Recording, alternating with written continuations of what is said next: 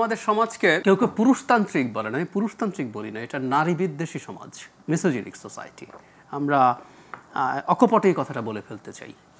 মানে আমরা নানান কথা নারীদেরকে নিয়ে বলি, কিন্তু এত নারী বিদ্বেষী সমাজ আসলে খুব কম আছে চারপাশেই। এবং এটা সো কল্ড এডুকেটেড, যারা লেখাপড়া করেছেন, ইউনিভার্সিটিতে পড়েছেন, তাদের মধ্যে এটা যথেষ্ট পরিমাণ আছে। আমার কাছে অ্যালার্মিং বরং অন্য একটা দিক, আমি জানি না আমি সঠিক কিনা, এই মানসিকতা কথা ছিল সময়ের সাথে সাথে কমবে, কিন্তু আমার কাছে না মনে হয় আমরা একই জায়গায়, আমরা উল্টো দিকে যাচ্ছি কিনা, আমার এই প্রশ্ন এখন।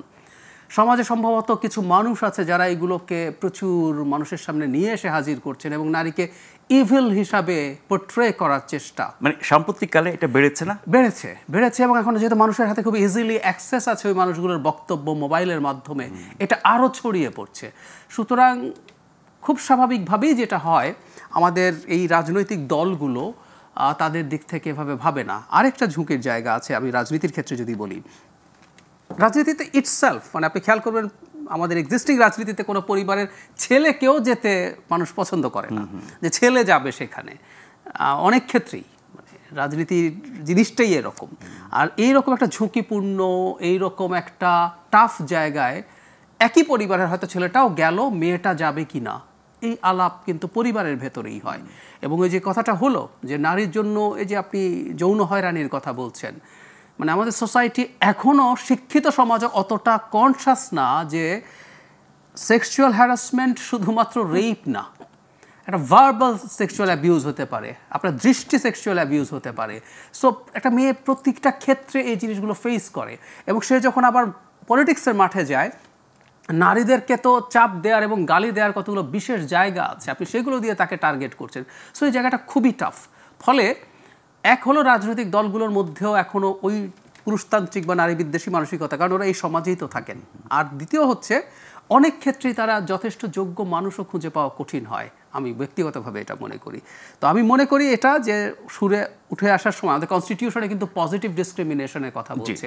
আমরা যখন কোটা নিয়ে কথা বলছিলাম, আমাদের কনস্টিটিউশন কোনোভাবে সরকারকে কোটা রাখতে বাধ্য করতে পারে না, এটা নিয়ে আমরা লেখালেখি করেছি যে সংবিধান বলছে, শুনেছি না, এটা ভুল, কিন্তু সে ওটার বিরুদ্ধে অনগ্রসরদের জন্য। শুধু আমাদের নারীদের জন্য এরকম কিছু পদক্ষেপ যদি আমরা নিতে পারি, তাহলে হবে আবারও সেই পুরনো কথাটায় যাই, নির্বাচন।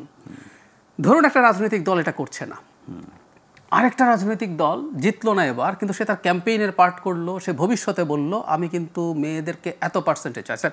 এই কমিশন যেভাবে বলেছে ধরে নিলাম সেভাবে হলো না, তারা চাচ্ছেন প্রতি কনস্টিটিউয়েন্সিতে একজন পুরুষ একজন নারী।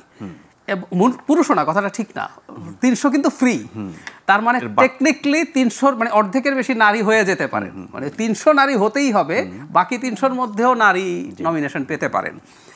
তো ধরে নিলাম ওটা হলো না, কিন্তু একটা পার্সেন্টেজ দেওয়ার ক্ষেত্রে এখন একটা দল এসে ঘোষণা করলো, ধরুন কোনো আইন টাইন নাই, ও বললো আমি কিন্তু 33% নারী নমিনেশন দেবো, সে দিয়ে দেখালো, আপনি দেখবেন ওই দলটার প্রতি নারীদের ভোট কিন্তু হাফ। সম্ভাবনা আছে যে নারীরা তাদেরকে ইনক্রিজিংলি ভোট দেওয়া শুরু করলো, যে আমি কিন্তু এদেরকে এটা করবো, এটা করবো। সেই কারণেই বলছি রাজনীতি যদি ঠিকঠাক মতো হয় তাহলেই বরং এই জিনিসগুলো হবে।